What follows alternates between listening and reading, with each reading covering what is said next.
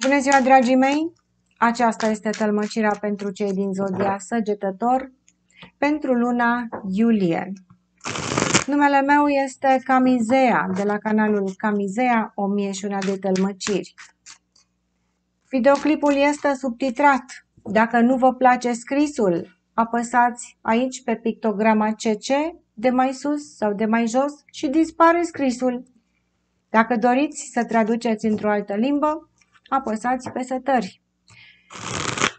Zodia Săgetător, cei născuți în această zodie, cei care aveți aici ascendentul sau alte planete dominante sau poate urmăriți pentru că aveți de-a face cu un săgetător, vom începe cu energiile curente generale ale lunii iulie să vedem ce vă așteaptă în această perioadă.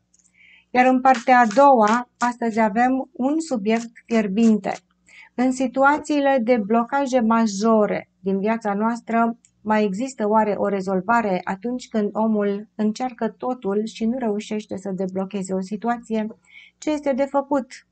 Vom afla în partea a doua, în tălmăcirea metafizică. Rămâneți aproape până la sfârșit. Dar până atunci, cei din zodia Săgetător doresc să află scurt și la obiect ce așteaptă în luna iulie. Unde este focusul și ambiția voastră? Ce se îndreaptă către voi și cum veți face față situației? Săgetătorii, avem pentru voi două cărți ne cad pentru energia generală a Săgetătorului și din prima vedem o energie fabuloasă. Luna iulie vă așteaptă un mare succes. Este un succes de care vă bucurați mai mult singuri, dar este foarte, foarte pe placul vostru. Avem 9 de monede și 6 de bâte. Un succes personal care vă va face să străluciți, să fiți remarcați, lăudați și probabil în centrul atenției. Un săgetător care iese din ascunzișul său să-l vadă lumea cât este de bun, cât este de frumos, cu adevărat veți fi aici pe primul plan. Dar, așa cum vă spuneam, este o chestiune personală care are mai puțin de a face cu alte persoane.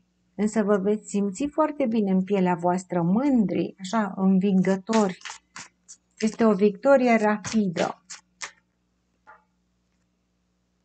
Treiul de cupe, în poziție dreaptă. Aici este vorba și despre anturajul vostru cu care veți veni împreună, dar toți cei din jurul vostru vă vor recunoaște niște merite, poate niște talente. Frumusețea voastră, aveți o putere foarte mare de atracție în această perioadă. Cei care doriți să atrageți pe cineva în iubire, iată ce frumos veți atrage. Dar asta nu înseamnă că o să iasă ceva de aici. V-am spus că aveți putere mare de atracție. Atenție pe cine atrageți. Nu toată lumea are de-a face cu iubirea. Sunt oameni care poate sunt în viața lor alte situații de familie, de joburi, de afaceri.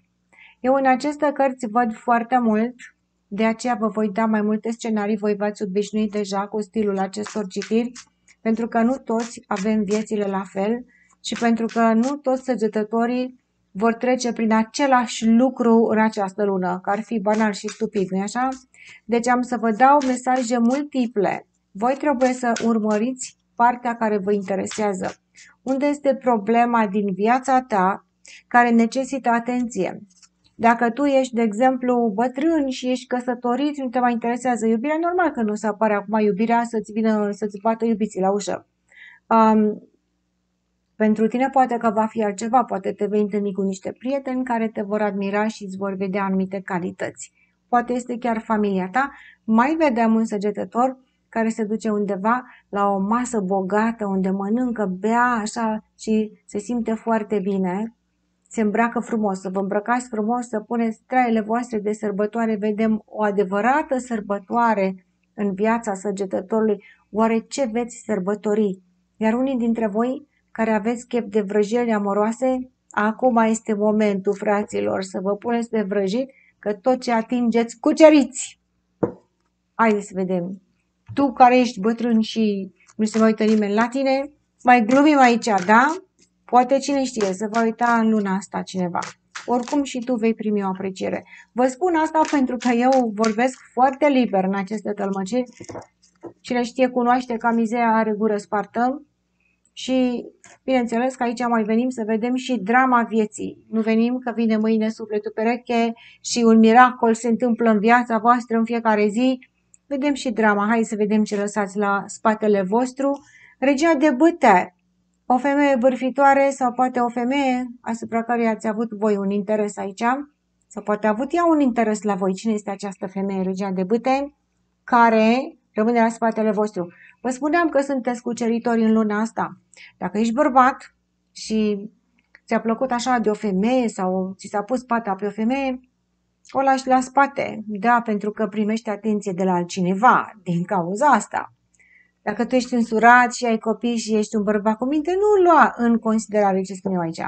Poate să fie această femeie pe care o lași la spate la un loc de muncă, o vecină care te enervează, o persoană din familia ta care bârfește și nu mai dorești să stai să asculți și așa mai departe.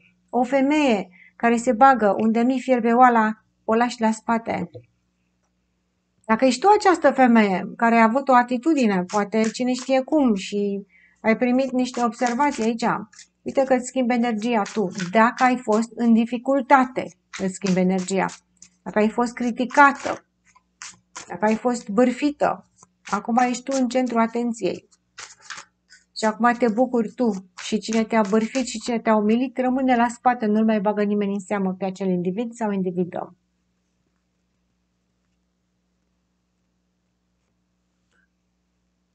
Turnul răsturnat reprezintă o chestiune care această femeie a băgat bețe în roate și a fost împotrivă și a făcut tot posibilul, dar voi treceți pe lângă ea. Nu o să o mai băgați în seamă și vă vedeți de viața voastră și găsiți alte persoane care să lucreze împreună cu voi și această femeie este o trădătoare. Îmi pare rău să vă spun acest lucru. Cine este această femeie care trădează, care minte, care bârfește și care vă oprește așa ușor din drum?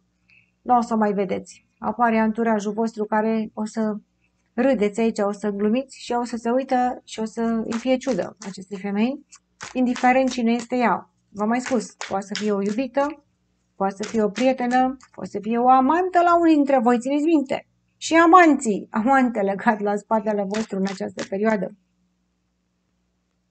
Dacă este pe afaceri, poate să fie o șefă de la serviciu care a făcut niște chestii aici, a prioritat sau cum se zice. Adică i-a avantajat pe alții în pofida voastră, acum sunteți voi în avantaj, că nu mai ascultă nimeni pe această persoană. Deci găsiți și urmați firul poveștii voastre. Să vedem ce se îndreaptă către voi, săgetătorii. Pajul de spade. Ia uitați aici. Discuții, clarificări. Poate că nu este pe placul acelei femei ce se discută în acest anturaj sau în acest grup sau în această familie. Nu este pe placul acestei femei, dar cineva vine și spune adevărul. Noi vedem aici un copil sau un student sau un tânăr care spune adevărul unei persoane mai în vârstă, de gen feminin. Pajul de spade este cercetașul care vine și aduce niște vești și le spune direct pe față, fără să țină cont de emoțiile celorlalte persoane, pentru că spune adevărul, dar pe voi aceste vești vă vor bucura, vă vor avantaja pe voi și cei care sunt prieteni și care se dau bine pe lângă voi și vor supăra o persoană care este posibil să spună și niște vorbe, însă acea persoană probabil că nu are dreptate și se află adevărul aici. Ceva se dă pe față în avantajul săgetătorului, repet, pentru binele vostru. Cavalerul de monede în poziție răsturnată. Cineva nu dorește să facă o schimbare, este blocat și nu este nimic grav aici această blocare, pentru că poate nu trebuie să facă această schimbare. Și va spune un adevăr aici.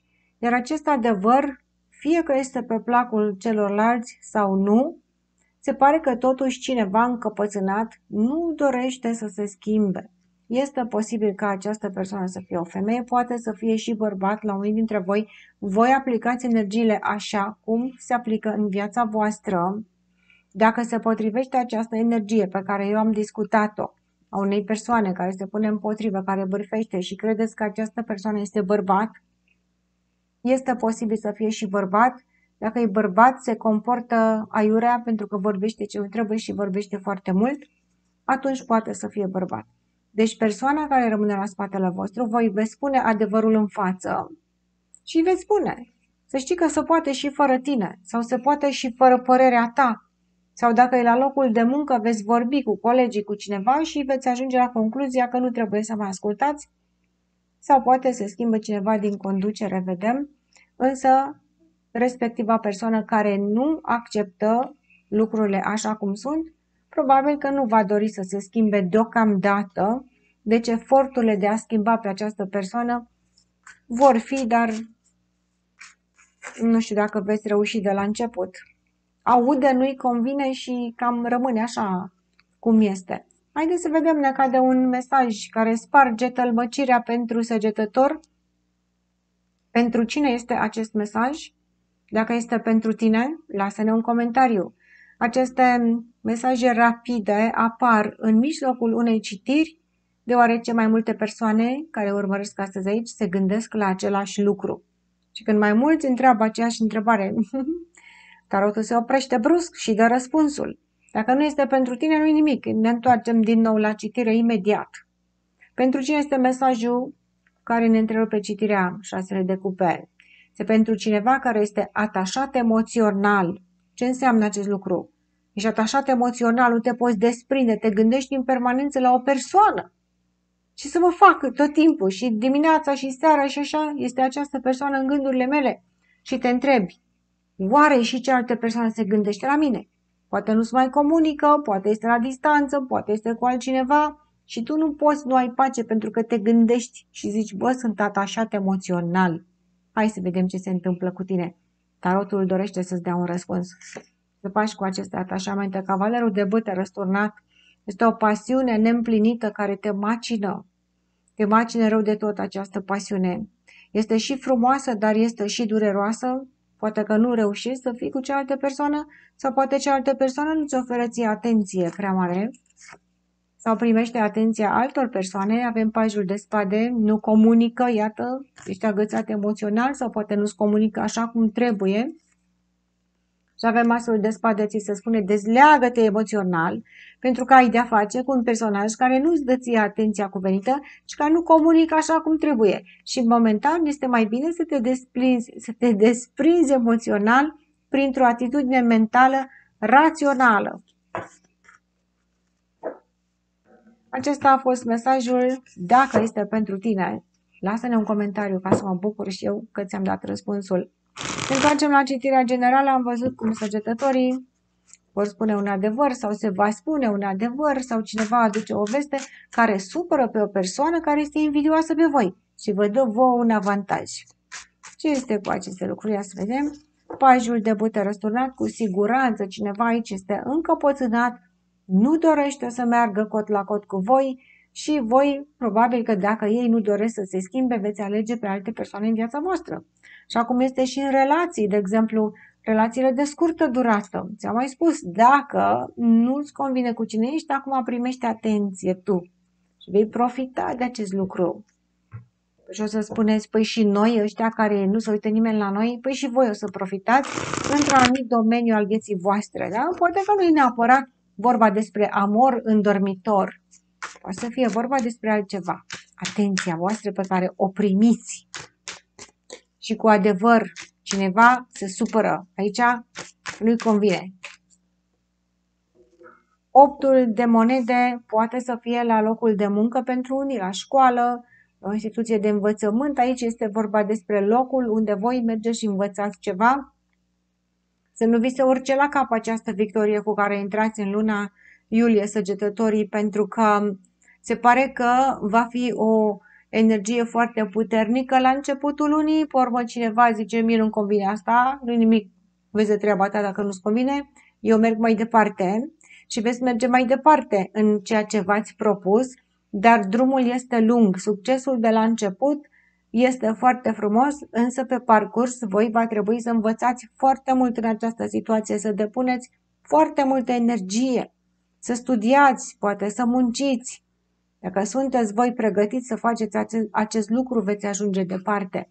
Deci victoria aceea frumoasă, mare grijă, că este de scurtă durată, v-am spus, după aceea urmează munca și efortul. Avem luna în poziție răsturnată, niște adevăruri care ies la iveală, niște lucruri ascunse care se dau pe față, vă spuneam și înainte, poate să fie la o instituție de învățământ, la locul de muncă va fi la mulți dintre voi, când ne cade ucenicul aici, care vine și după o perioadă de mare succes, mare verv, aici trebuie să demonstreze acum că merită acest succes și că merită șansa care îi se oferă. Cu adevărat, pe față trebuie să demonstreze și forța va demonstra. Poate să fie vorba despre un copil, poate care merge la școală, pentru alții dintre voi, nu toată lumea are acum copii, sunt examene, sunt o felul de chestii. Copiii care au examene, vedem și un copil care ia un examen și se bucură, dar mai vedem, vezi că acum sunt multe mesaje aici și mai vedem un copil care nu ia un examen. Deci la unii va lua, la unii nu va lua. Nu vă bazați neapărat că am zis eu așa, că acum nu știi care ești tu aici. Dar dacă copilul tău are o problemă și nu ia examenul în această lună, nu toți v-am spus, că sunt și care iau, dacă nu ia examenul, se va pune pe muncă și va învăța și se va redresa situația, poate va lua data viitoare. Deci fiți un pic mai ușor cu criticile pentru acești copii, pentru că au nevoie de încurajare, pentru că muncesc foarte mult. Dacă nu este vorba despre un copil sau poate copilul tău va lua examenul, încurajează-l pentru că a pus un mare efort. Fă un cadou dacă e examenul. Dă-i ceva, o recompensă, du-l undeva ca să... Pentru că vedem, se străduiește foarte mult acest copil.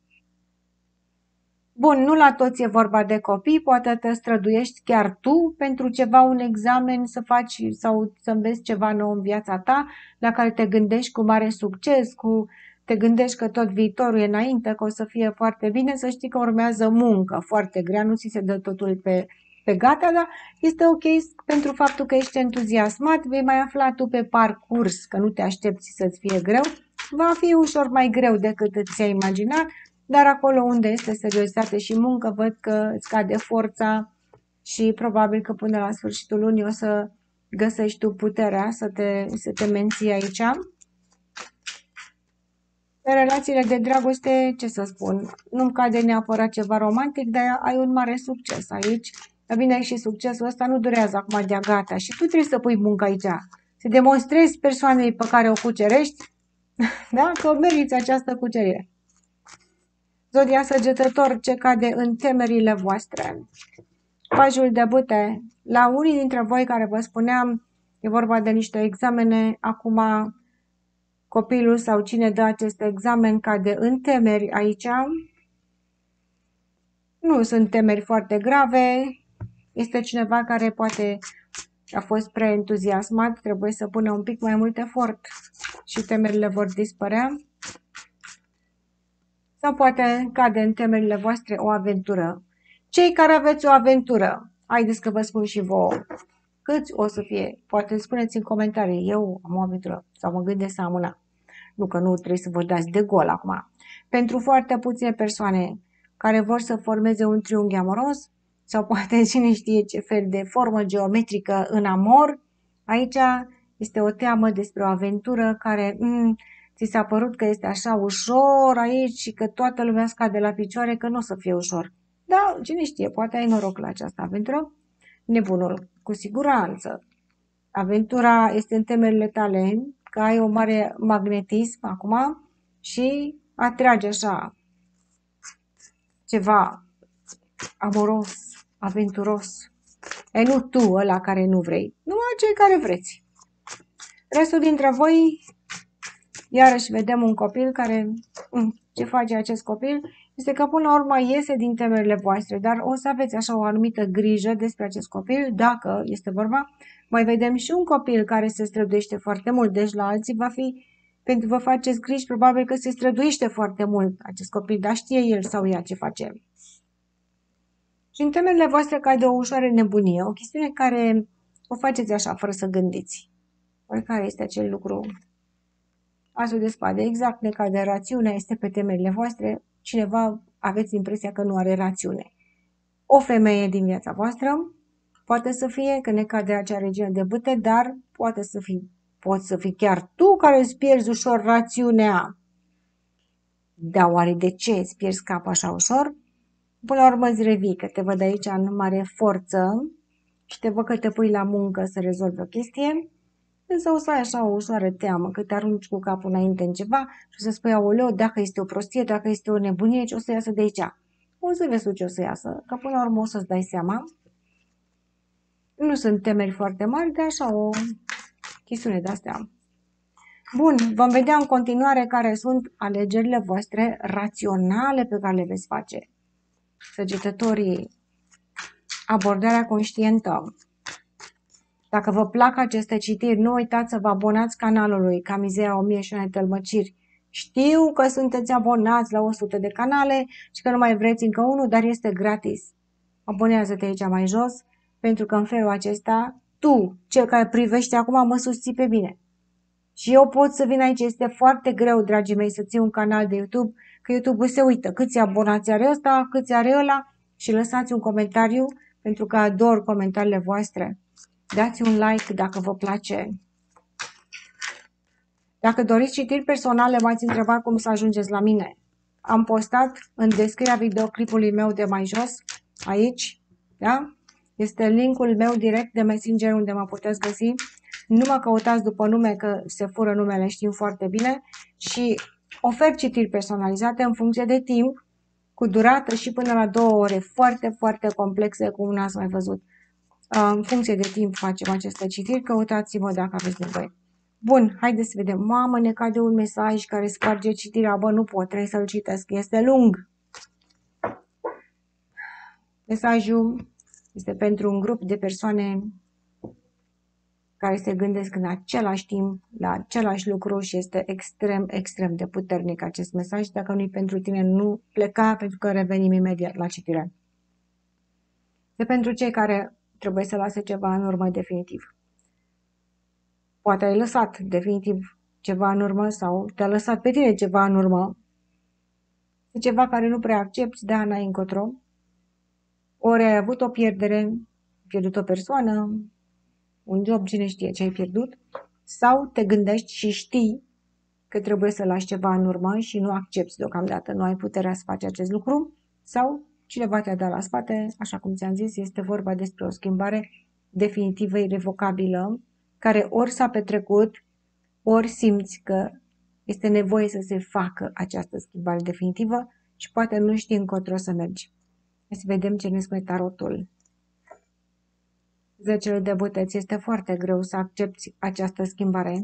Ție sau persoanei cu care ai de-a face, poate ai de-a face cu cineva de care nu poți să scapi sau este foarte greu să-ți fie acceptată această situație.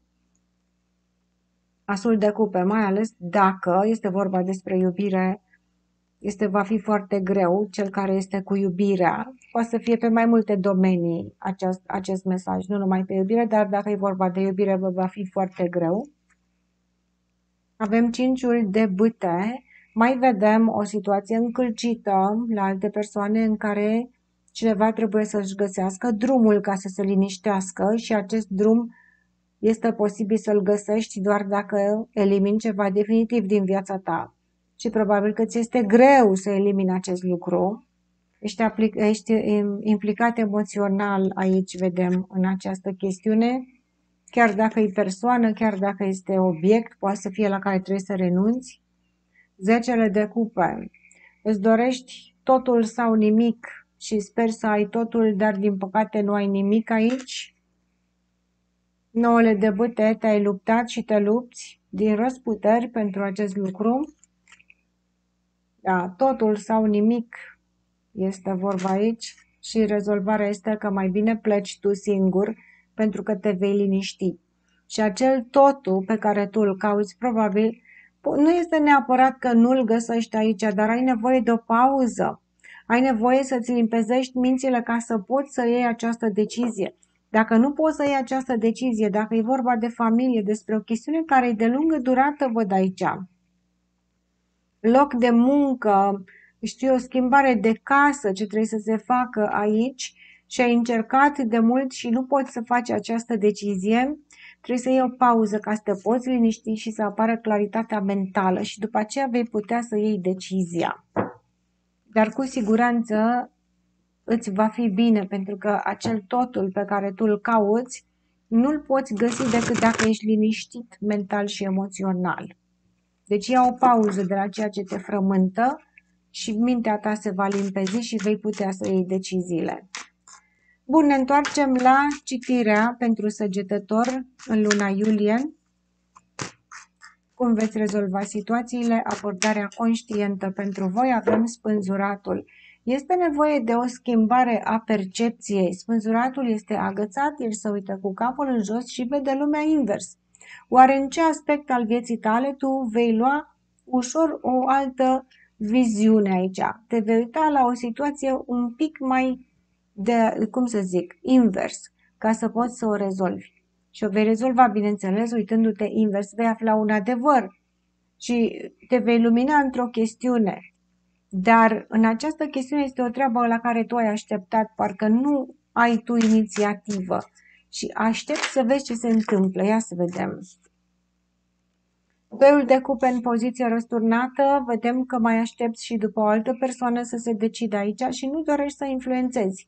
Spui când vor dori ei să decidă, eu voi aștepta, îmi voi vedea de treaba mea, îmi voi rezolva problemele, sunt foarte bine așa cum sunt și aștept să vedem ce se întâmplă și cu persoanele implicate. Sunt persoane la care țineți, poate aveți așteptări de la anumite persoane sau de la copiii voștri. Dacă este vorba despre copii, ei vor fi bine, dar este un proces aici de așteptare în care acest copil trebuie să se maturizeze ca să poată să vadă lucrurile așa cum trebuie și se pare că intră într-un proces de maturizare.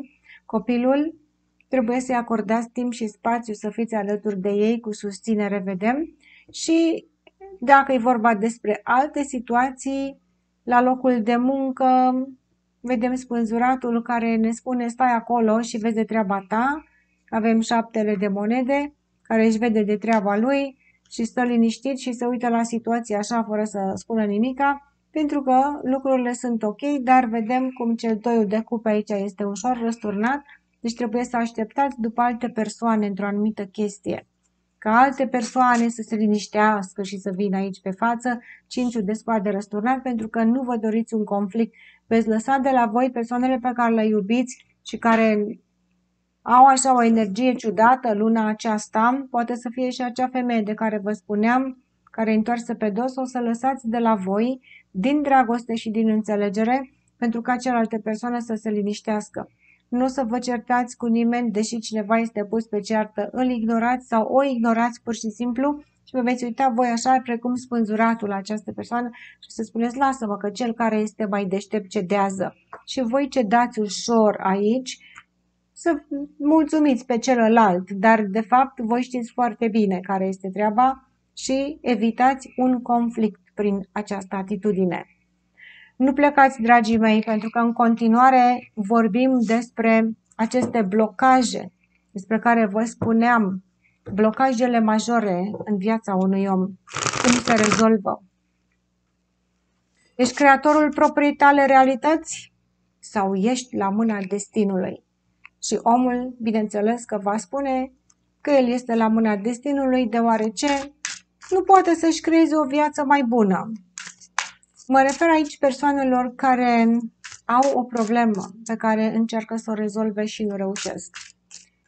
Și au apelat la toate posibilitățile. Au făcut practici spirituale, pentru că ziua de astăzi se fac practici spirituale aici, cum nu se făceau niciodată pe acest pământ. Toată lumea participă la meditații, constelații, afirmații, regresii hipnotice și tot felul de chestiuni pentru a își debloca chakrele, destinul, viețile anterioare și tot ce este de deblocat. Eu nu spun că nu se pot debloca aceste persoane sau există terapeuți foarte, foarte experimentați care fac aceste grupuri, ei ajută foarte mult. Dacă tu ai reușit să-ți rezolvi problemele, să te deblochezi și să găsești o cale de rezolvare în viața ta, foarte bine, mergi mai departe pe drumul acesta și mult succes! Eu aici vorbesc cu persoanele care nu au reușit. Dacă ești într-o situație de lungă durată în care nu poți face o schimbare în care depinzi de o altă persoană, ai o relație toxică, poate ai un job care nu te apreciază, poate ai o problemă de familie, nu poți să pleci dintr-o casă, dintr-o relație, dintr-o muncă, nu poți să mergi pe cont propriu. Cine știe care este problema ta? Eu cu tine vorbesc astăzi. În viața noastră avem de-a face cu astfel de situații, poate mai mult sau mai puțin. Dar atunci când intervin aceste situații, este foarte greu să vedem o rezolvare, ne blocăm și apare depresia. Omul spune, este un blestem, cine știe pe la cine te mai și duci, îți mai bagă și în cap astfel de chestii, dar mă rog, nu discutăm asta. Tu știi de ce ai aceste gânduri. Este un blestem, este o karmă, este o altă viață din cauza căruia sufăr aici. Am mai vorbit despre aceste lucruri pe canalul acesta. Dacă nu ați urmărit, urmăriți lună de lună, de asta vă spun, pentru că vorbim despre lucruri aici care nu le vedeți nicăieri în altă parte. Dacă ai trecut prin astfel de blocaje sau treci sau vei trece vreodată, trebuie să înțelegem anumite lucruri. Da? Tot ceea ce noi facem în această viață și ceea ce ni se întâmplă nouă aici este mai puțin important ce am făcut într-o altă viață, pentru că energiile karmice nu se transmit așa cum ni se spune. Îți merge rău aici pentru că în altă viață ai fost cu o persoană și s-a întâmplat așa și acum ai venit aici să speli păcatele. Nici de cum. Deci nu insist să vă dau explicații, nu veniți cu comentarii deștepte, ascultați dacă vă place bine, dacă nu închideți, că asta este. Nu ți se trage din neamul tău. Ți se spune poate de anumite persoane ai blesteme. Nu există așa ceva. Există o dorință a sufletului când venim pe pământ să ne încarnăm în această viață pentru a trăi o experiență. Și în funcție de ceea ce noi dorim să trăim și să trecem, da, prin ce anumite experiențe dorim să trecem sau care participă la evoluția noastră ca spirit, noi ne vom alege familia, noi alegem neamul. Nu ne alege neamul pe noi, vine o încoace să sufere aici. Nu, noi alegem neamul. Eu vreau să am o astfel de experiență în această viață, să cunosc poate o boală, poate o sărăcie, vreau să mă duc pe pământ, să n-am niciun ajutor și să fac singur totul. Atunci te vei întrupa într-un neam care îți oferă mediul propice. Niște părinți care nu te ajută, săraci, cine știe în ce țară și mai departe, că așa este intenția sufletului. Este o chestiune de evoluție. Nu discutăm aici, probabil că vom mai discuta despre aceste lucruri, dar cred că înțelegeți. Un spirit care vine cu un astfel de destin dificil este pentru că își alege un destin dificil. Este ca un joc virtual în care cu cât mai departe ajungi în aceste niveluri ale jocului, cu atât mai dificil este. La fel este viața pe pământ. Cu cât mai dificilă este viața ta, cu atât mai evoluat spiritual ești. Păi și omul spune, vai de capul meu, cum am ales eu destinul acesta și acum stau și sufăr. Ce trebuie făcut? Păi să-mi facă cineva o vrajă, bă, oameni, să mă dezlege, să-mi curețe carmele, să-mi vine să-mi facă, domnule, cineva ceva. Păi ce să-ți facă cineva? Mă rog, duceți-vă să vă faceți, nu mă bag aici, dar dacă nu funcționează, Camizea vă spune de ce. Este vorba despre inversarea percepției. Omul când are o problemă se uită întotdeauna în afara sa să găsească vinovatul. Mă uit în viața mea și nu-mi place ce văd. Dar nu-mi place deloc ce văd, spune omul. Sunt într-o relație toxică cu un narcisist. Luăm acest exemplu pentru că este peste tot în grupurile de socializare sau jobul. Poate să fie un job toxic. Dar eu am să spun relație toxică, dar tu aplici așa cum trebuie. Sunt cu un narcisist, nu mai suport, nu face nimic, mă blochează, tot ce vreau să fac nu este de acord, îmi termină energia și mă duc la o practică din asta spirituală și mi se spune, wow, într-o altă viață ați fost suflete gemene și nu știu ce s-a întâmplat și acum așa că trebuie să pleci din această relație. Sau din neamul tău ți se trage că strămoșii tăi și-au făcut, trebuie să pleci din această relație. Pleacă, este foarte la modă, nu glumesc aici, foarte la modă este. Acum ți se spune că este relație toxică și că tu trebuie să pleci de acolo.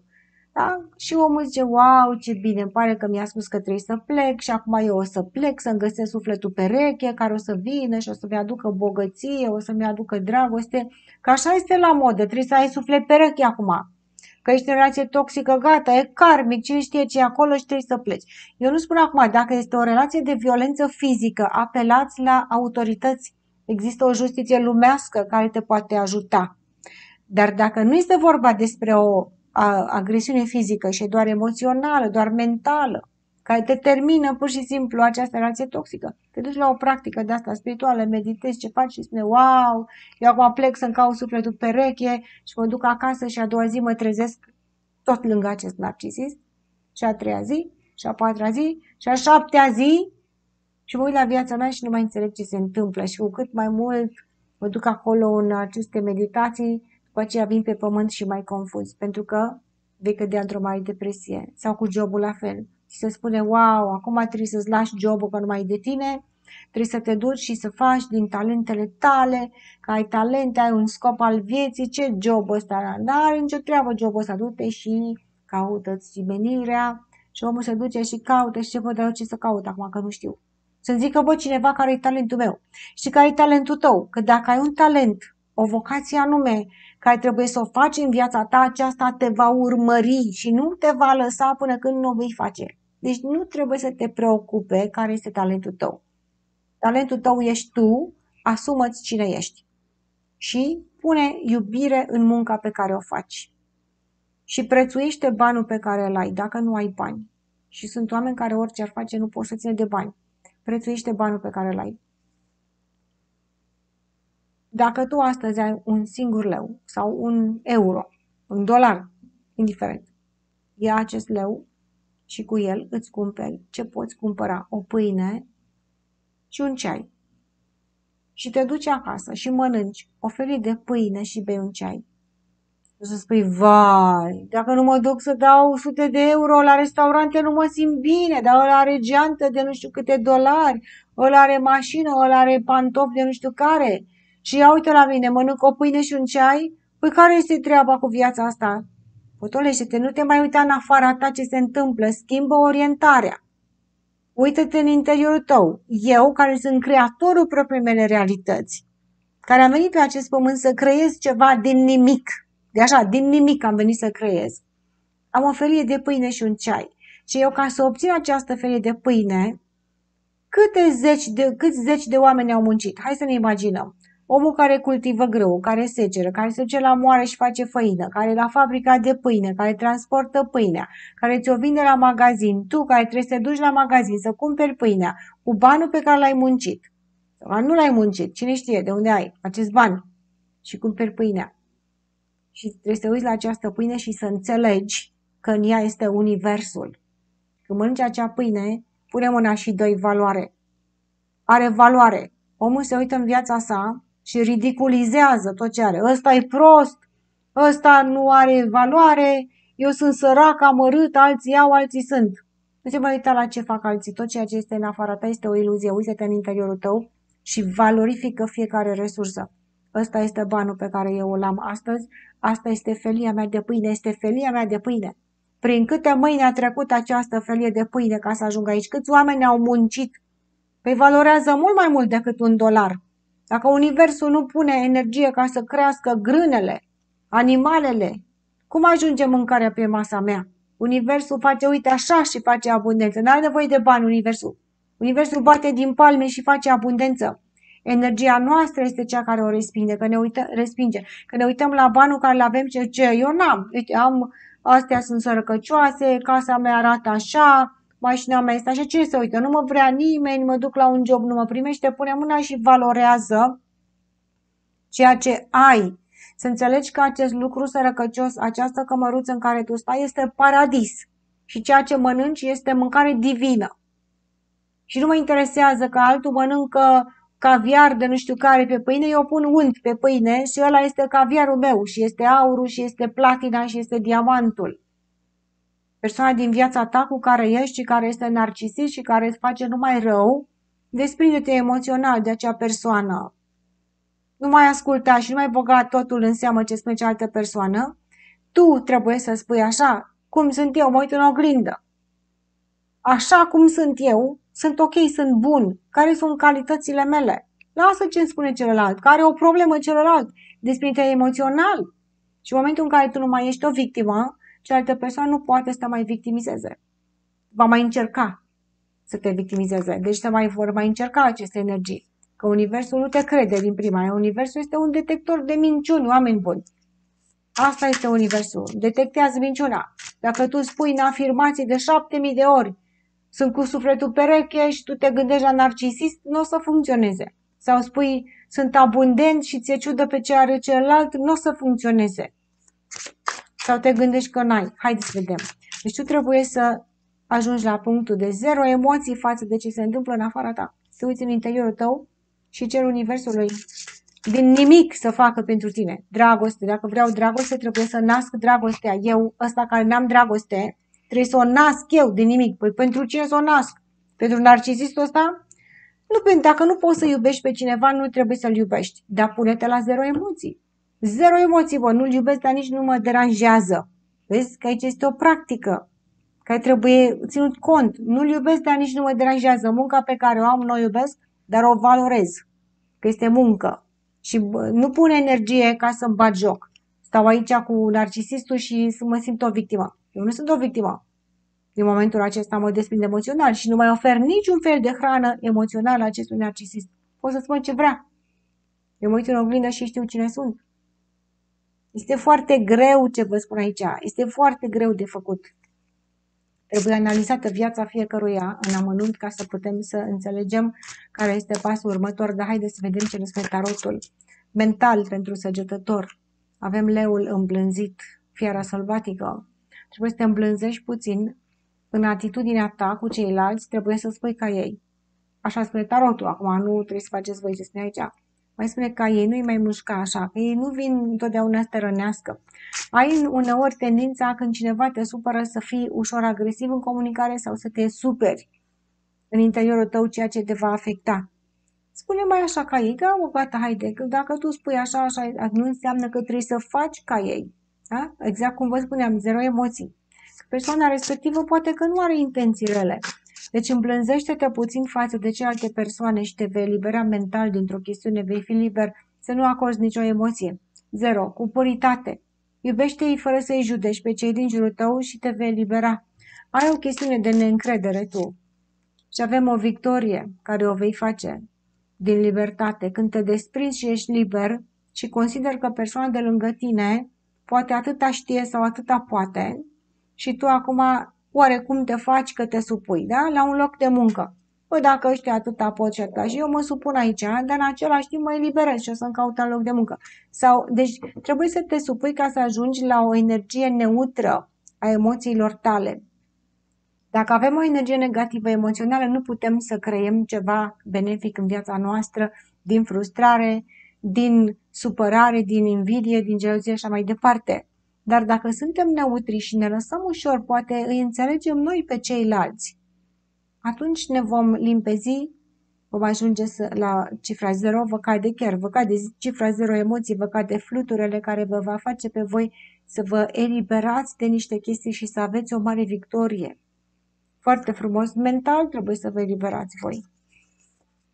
Avem leul care se îmblânzește, iată, mâna celui care se îndreaptă către voi și voi care puneți capul în mâna lor. Nu mușcați, spuneți da vino încoace, că mă las aici îmblânzit și mângâiat de tine, dar asta nu înseamnă că mă supun. Asta nu înseamnă că mă supun. Dar accept să nu mai resping sau să nu mai îmi fie teamă. Iar este vorba de teamă, o fiară sălbatică. Atunci când ne apropiem de ei, noi ne apropiem cu dragoste, ne mușcă. Pentru că ei au impresia că noi îi atacăm, le este teamă, de aceea ne mușcă.